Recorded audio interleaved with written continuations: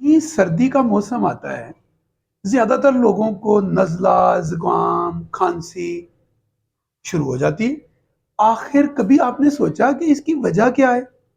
اور دوسرا سوال کہ جب بھی سردی آتی ہے تو ہر بندہ بیمار نہیں ہوتا، کچھ بندے بیمار ہوتے ہیں، کچھ لوگ، اور کچھ لوگ بیمار نہیں ہوتے۔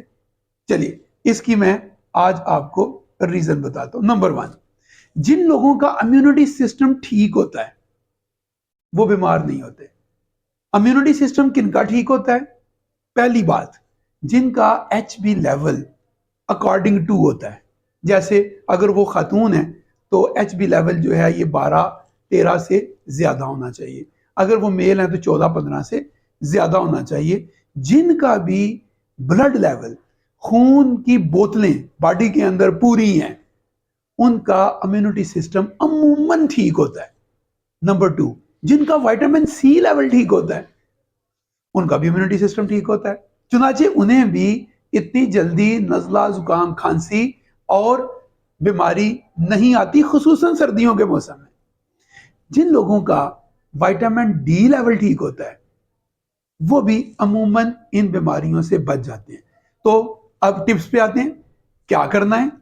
اگر آپ جو ہے وہ آملے کا مربع 2 صبح اور 2 آملے رات کو یہ کھانے شروع کر دیں، آج کل تو سیزن ہے اور کچے بھی مل جاتے ہیں، آملے کا مربع ہر جگہ سے مل جاتا ہے، تو وائٹامن سی کی کمی پوری ہونا شروع ہو جائے گی۔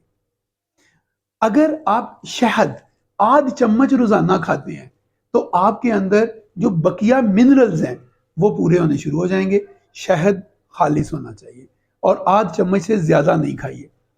تیسرے نمبر پر وائٹامن ڈی، وائٹامن ڈی کا کیپسول ہوتا ہے، جو کسی بھی میڈیکل سٹور سے آپ کہیں گے وائٹامن ڈی کا کیپسول چاہیے تو وہ آپ کو مل جائے گا، تو یہ ہفتے میں 1 کھا لیا کریں، اس سے آپ کا وائٹامن ڈی لیول بہترین جو ہے یہ ہو جائے گا۔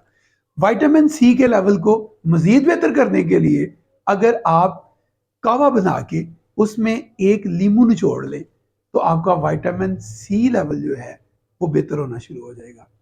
سردیوں میں اگر آپ نزلہ، زکام اور کھانسی سے بچ کے رہنا چاہتے ہیں تو جو ٹپس میں نے ابھی آپ کو بتائی ہیں ان پہ عمل کیجیے۔ نئی زندگی پروگرام صحت کا پروگرام ہے، نالج اور ڈسپلن کا پروگرام ہے، جڑیے، بہت سا فائدہ ہوگا۔